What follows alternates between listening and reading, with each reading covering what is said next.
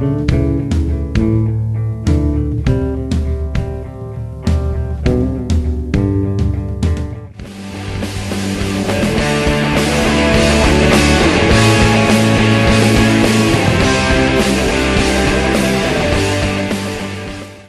Mon Isberto.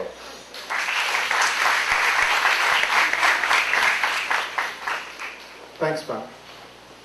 Good evening, everyone. And to Bam and to Mark, we'd like to express our gratitude for giving us a chance to be part of this evening. When we were asked to support this particular endeavor, we answered right away yes, because actually we've been looking for quite some time for a forum like this. This is the first night and I feel very much at home already in this audience.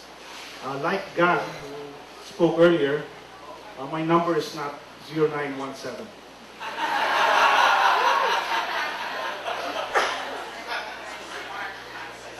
And in so many of these talks that have been made so far tonight, there were so many words that were spoken about disasters, typhoons, and calamities. Actually, what I'm going to present to you tonight is precisely about that. Unfortunately, typhoons and calamities are so very much part of our life. And what we'd like to do is put a positive spin into what we're doing. There are many things that we're doing at SMART. Let me just talk about one small thing that we're doing. We're into disaster preparedness and response. And if you ask us why, and the simplest answer to that is because when you come down to it, it's an obligation on our part. Communications companies, communications are very important in responding to disasters. And we've been doing that for some time. And we've been thinking about how can we do this better so that we just don't simply respond to disasters. What can we do so that we get out of this cycle wherein we just keep responding to disaster after disaster. Yung natin binabanggit kanina dito, we keep responding to disasters. Disasters just come to us. What do we do better? How can we do things better rather than just simply responding to disaster? And the answer to that is that we've got to be better prepared. Now, how do we do that? We're going to tell you a small story about that later on, but let me start with a few simple facts. Something that we hope you'll appreciate if you can get the PowerPoint to work. But even without the slides, let me just give you a few simple facts. The Philippines is on the ring of fire. Remember your geology class? That's why we have volcanoes and we have earthquakes. We've been having earthquakes in Indonesia for quite some time. There we are.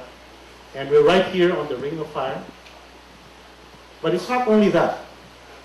When you have this plus this. Now take a look at this slide. We pulled this out from the internet. It's a very instructive slide. This is a record of typhoons and hurricanes for the past 150 years. It tracks the path of these these disturbances and marks them out according to the intensity, the lowest being 1 and highest being 5. Now take a good look. Where is the color red, which is category 5, most intense in the global map? It's right over there. Do you recognize that country over there? For the past 150 years, we've had the most category 5 typhoons in the world. Whether we like it or not, we are really world-class. World-class in disasters. We have everything. We have typhoons, we have earthquakes, we have volcanoes, we have tsunamis. Okay? Who here has seen the film An Inconvenient Truth? Could you please raise your hands? Oh, not too many. You should have been, yeah, well, it's a good number, but there should be more.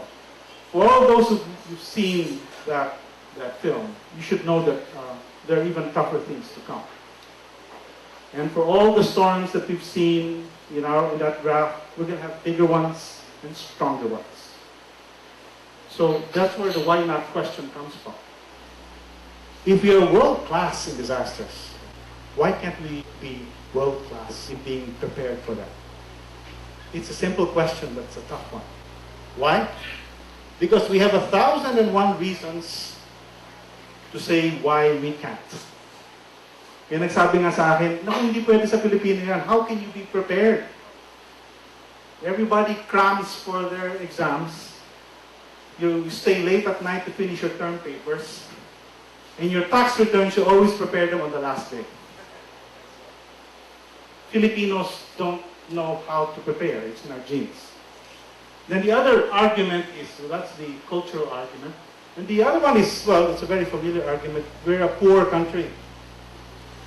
How can you prepare? That's not a joke. I have a friend who was telling me that, she interviewed me this afternoon, and she was saying that their organization has this program na you prepare something for 72 hours. Pagkain, gamot. Sabi ng mga sumasama doon sa programang yun, nauubos yung pagkain kasi kinakain nila. Kasi wala na silang ibang pagkain. So financial problems, the poverty of the country is a real barrier. So you can say there's 1,000 reasons why you can't do it. I have only one reason why we should do it. Because we don't have much of a choice. It's going to come. There will be more disasters coming our way. And the only way to deal with it is to prepare for it. But let me just put it this way. There are many things that come into play in preparing for disaster. I just want to highlight two words for tonight. The first word is community. Community. And the second word is science. Why do I say community? Because in the end, all disasters are local. In the end, all disasters are local.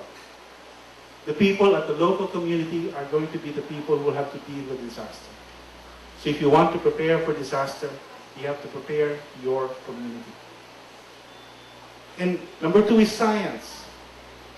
And why do I stress science? Because our society, our culture, we don't like science so much. How many people here like their science classes? You are a minority. But the key to surviving the future is to bring more science, and science that's real for the people. And the answer to poverty is you've got to use the best of what you have, no matter how little it is. That's why, and you must forgive the pun, we have to be smart about this. We have to use our brains because for whatever else you can say, hindi mo pwedeng sabihin ang mga Pilipino